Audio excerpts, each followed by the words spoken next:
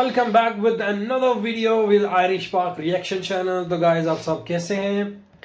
उम्मीद है कि आप अच्छे होंगे। You have a wonderful happy new year, I mean celebration, and you obviously enjoy with your friends and family and doing some fireworks.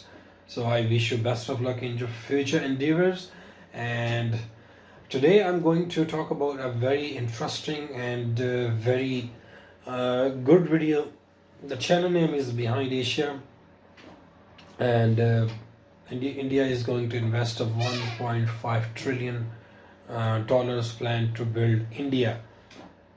Yeah, you heard it right. To build all India, they're going to invest like 1.5 trillion dollars.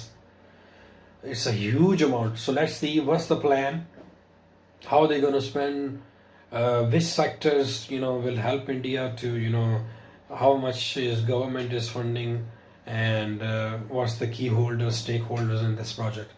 So without any delay, let's get back into the video, guys. 1, 2, 3.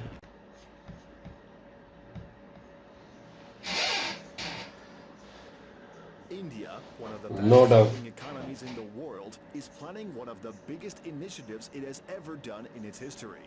A scheme Oh my that will days. construct over 9,078 1.5 projects trillion worth a whopping US dollars. 1.5 trillion US dollars.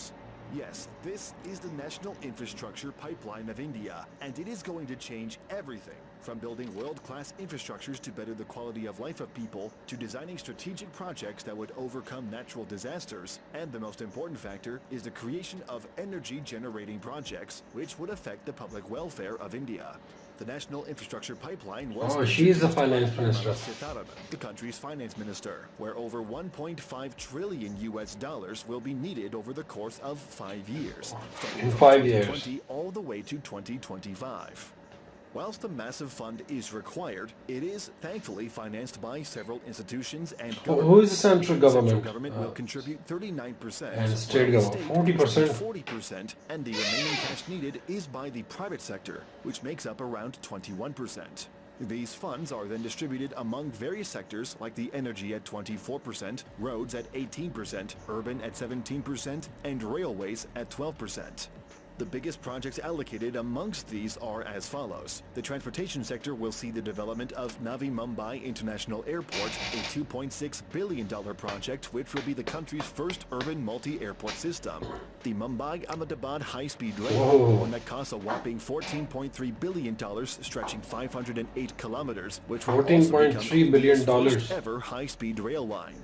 The energy sector, which encompasses the largest fund allocation, will see billion-dollar projects not only in traditional energy plans, but also in more sustainable ones. One of the biggest projects to be laid out ever is the solar power project, which ought to bring forth a cleaner energy production to the country as it stands at the construction cost of $63 billion.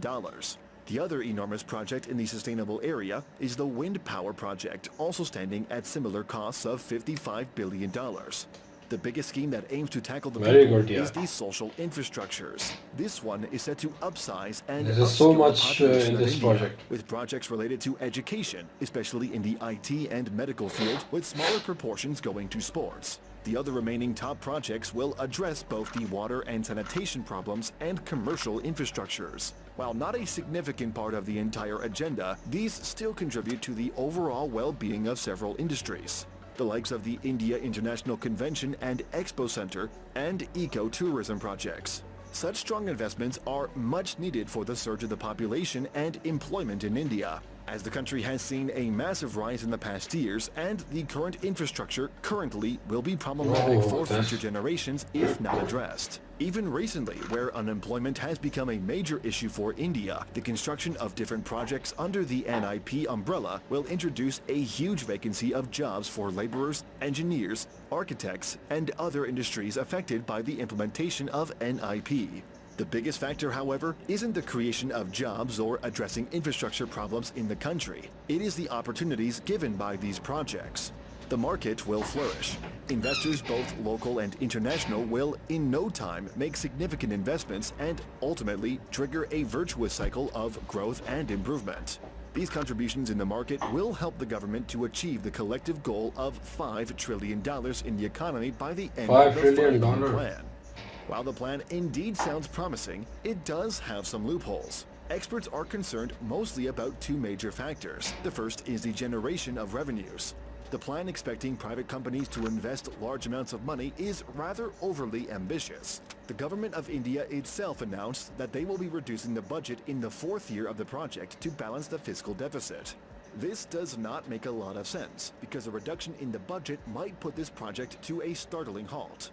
The investors wouldn't want to contribute to a project that has the potential to fail miserably.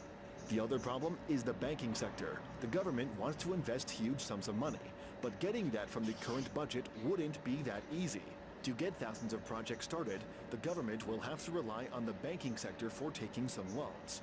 The problem is that the banking sector is already facing a huge crisis. A large amount of time will be needed to generate the funds, which will increase the project's completion deadline.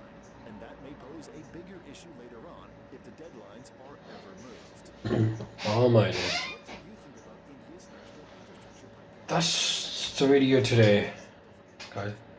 Review ke taraf chalte hain. So today's video, she's very interesting. I think $1.5 trillion India is going to investing on this project. I think already the project is started. So many people say, the India has witnessed tremendous amount of infrastructure, like roadways, railways, etc. since last 7 years. So laying the foundation of future economic powerhouse. So some people said, they're saying this biggest problem this government will face is the opposition, and it's on various disputes between center and the state governments. So although current ruling party, the BJP, has a majority in parliament, so there's a very high chances this project will be successful. So some people said, they also mentioned the PPP or public-private partnership model has been successful for them in major road projects and also some railway projects development. So indeed, it's a very good step. India is going to be a next superpower. That's people predicting. Because if you see, it's the fastest growing economy in the world, and it's the largest economy in the world, and China is also there. So far so good. They are going in the right direction. I mean, but you have to agree on this, guys. I mean, this government, Modi ji, he basically has a plan. And he has a good state ministers. I know one of them. I did a couple of videos on them. Nitin Gadkari, he is handling all the business, especially the road projects. So he's doing well. He is a very straightforward of what he has to do, like in the future. I mean, he said he don't bother about the protocols and stuff. He just want to concentrate what he's doing for their people. That's when you become a minister, when you came in the power, that's the thing you have to do for your common man, for the normal people. So the people are quite happy, and people will not gonna be what I can say that happy if you do something for them. There is always the opposition. So opposition is a good thing for a healthy competition.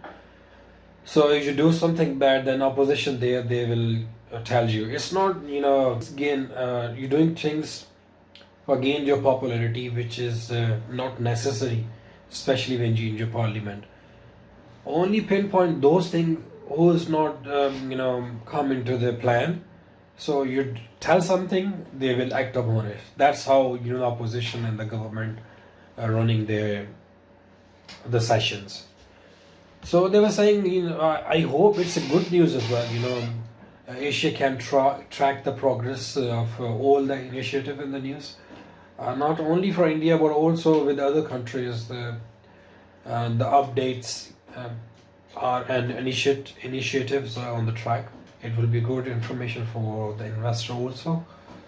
So that, yeah, it's a good thing. I mean, and the private sector, the government, the investors, they are going to invest a huge money for the roads, for the job creation at the end, and especially the energy sector. If the energy sector especially good, then obviously it create incomes, especially if you look at these countries. I mean, there's no light off in this country, there's no load shedding, especially in our Asian countries like Pakistan has a very severe problem with the load shedding, and Bangladesh, they are quite good at it, but obviously not so perfect. And I don't know about India. You can guys tell me in the comments here what's the load shedding in your country, like 2-3 hours a day or like more than that. So if everything is normal, because India is the very biggest country, so if the energy crisis, you tackle the energy crisis and you overcome it, and it will be a good news for the India. It will create a good creation. So overall, it's a very good video, and I'm happy for you guys. So it's also good for the neighboring countries. I mean, if India will get developing, get into the mark. So hopefully India will keep going, and you guys can tell me in the comment section what improvement can do India about these projects, so the project cannot delay further. So hopefully you like this video. If you like this video, do subscribe my channel, guys, and I will see you in the next video. Till then, take care of yourself and bye.